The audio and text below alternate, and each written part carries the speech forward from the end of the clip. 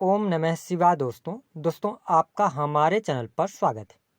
आज का यह कार्यक्रम मकर राशि वाले व्यक्तियों के लिए बहुत ही महत्वपूर्ण और खास रहने वाला है, क्योंकि आज हम इस कार्यक्रम में जानेंगे ग्रहों के राजा सूर्यदेव 13 फरवरी 2023 को अपना राशि परिवर्तन करने वाले हैं। तो सूर्य के इस राशि परिवर्तन का प्रभाव आपके जीवन पर किस प्रकार से पड़ने वाला है। सूर्यदेव आने वाले एक महीने में कौन सी 3 बड़ी खुशखबरी आपको देने वाले हैं, कौन से रुके कार्य आपके बन जाएंगे, वही किन क्षेत्रों में आपको थोड़ी सी सावधानी रख के चलनी होगी। संपूर्ण विषय की जानकारी इस वीडियो में आपके साथ साझा करने वाले हैं। तो आइए जानते हैं सूर्य का यह गोचर आपके लिए कैसा रहेगा। सबसे पहले हम जानते हैं कि सूर्यदेव कब से लेकर कब तक गोचर कर रहे हैं। तो मकर राशि वालों, सूर्यदेव 13 फरवरी 2023 को आपकी राशि से निकलकर आपकी राशि से द्वितीय भाव सेकंड हाउस के अंदर इनका गोचर होगा, जहां पर शनि और सूर्य की युति बनेगी और ये आगामी 15 मार्च 2023 तक आपके द्वितीय भाव में ही गोचर करने वाले। सूर्य को हमारे ज्योतिष शास्त्र में बहुत ही महत्वपूर्ण ग्रह माना जाता है। सूर्य को आत्मा, पिता, मान सम्मान, सरकारी क्षेत्र, राजनीतिक क्षेत्र, पद प्रतिष्ठा, यश कीर्ति, शरीर में पाए जाने वाली हड्डियां, इम्यून सिस्टम, साथ ही जो हमारा बायां नेत्र होता है, तो इन सभी चीज़ों का इनको कारकत्व प्राप्त है। तो आइए अब जानते हैं कि सूर्य का यह गोचर आपके लिए कैसा रहने वाला है।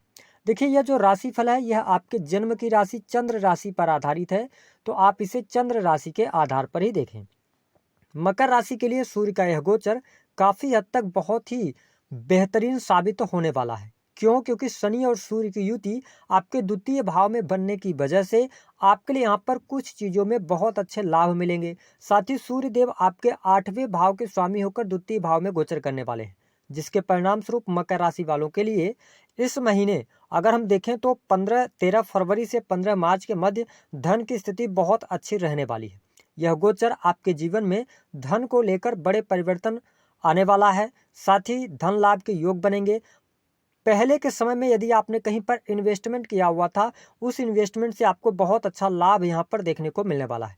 साथ ही जो मकर राशि वाले जातक अपना बिजनेस कर रहे हैं उनके लिए भी यह समय अवधि बहुत ही अच्छी रहने वाली है।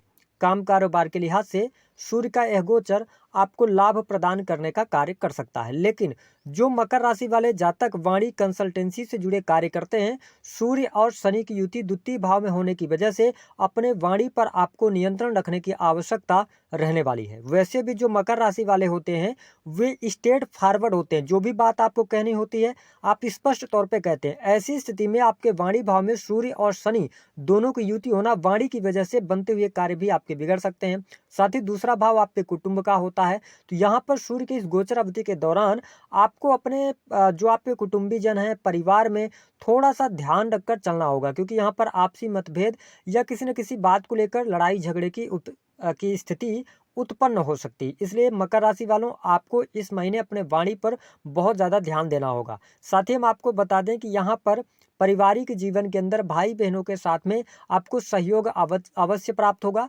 लेकिन आपके द्वारा कोई ऐसी वाणी बोली जाएगी या भाषा बोलेंगे आप, जिसके कारण आपके जो करीबी लोग हैं उनको कहीं ना कहीं से बुरा लग सकता है। तो इस चीज़ का आपको ध्यान रखना है। किसी भी प्रकार के वाद विवाद से आपको दूर रहने की सलाह ग्रह सितारे दे रहे हैं।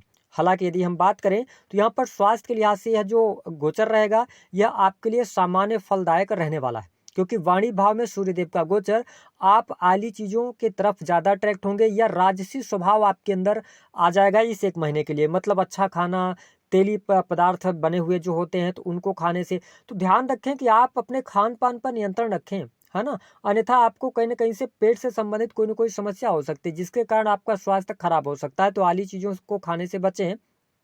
इसके साथ में कुछ मकर राशि वाले जातकों को आंख से संबंधित भी समस्या हो सकती है, आंखों में कोई एलर्जिकल प्रॉब्लम्स हो सकती हैं। दूसरी बात कि यदि आपको पहले से दांतों में तकलीफ वगैरह रहती है तो यहाँ पे आपको सावधानी बरतने की आवश्यकता रहने वाली है। हालांकि भौतिक सुख सुविधाओं के लिए समय अवधि आपके लिए बहुत ही अच्छी रहने वाली है। यदि आप भूमि भवन वाहन खरीदना चाहते हैं तो यहाँ पर थोड़ी सी सावधानी रखिएगा मकर राशि वालों। जल्दबाजी में आके या किसी मित्र के बातों में आके आपको कोई भी डिसीजन नहीं लेना है, कहीं पर भी इन्वेस्टमेंट नहीं कर देना है।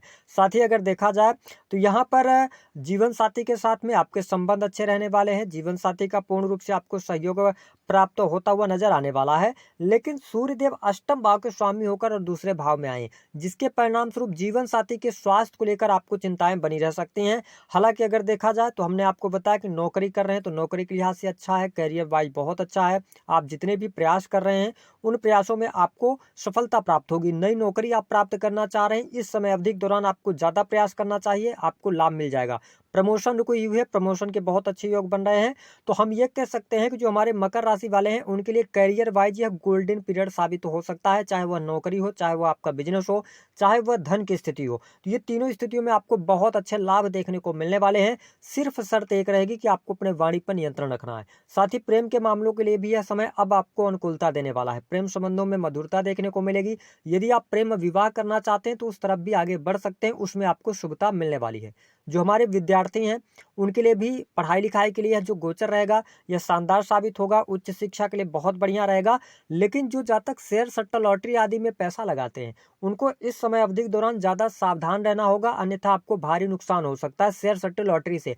अगर आप ठोस निकायों से पैसा कमाते हैं तो वो आपके लिए अच्छा है, लेकिन अगर आप कहीं पर भी शेयर मार्केट में पैसा लगा रहे हैं तो देखिएगा कि आपको यहाँ पे बहुत ज्यादा लॉस हो सकता है, इसलिए सावधानी पूर्वक आपको आगे बढ़ना चाहिए। हालांकि पिता को लेकर कोई न कोई मतभेद चल रहे थे, वो मतभेद अब दूर हो गए। साथ ही पैतृक संपत्ति से आपको लाभ प्राप्त होगा, गुप्त धन की प्राप्ति होगी इस समय अवधि के दौरान। जहां पे आपने कल्पना भी न की होगी वहां से आपको धन प्राप्त हो सकता है, रुका हुआ फंसा हुआ पैसा भी आपका प्राप्त होगा।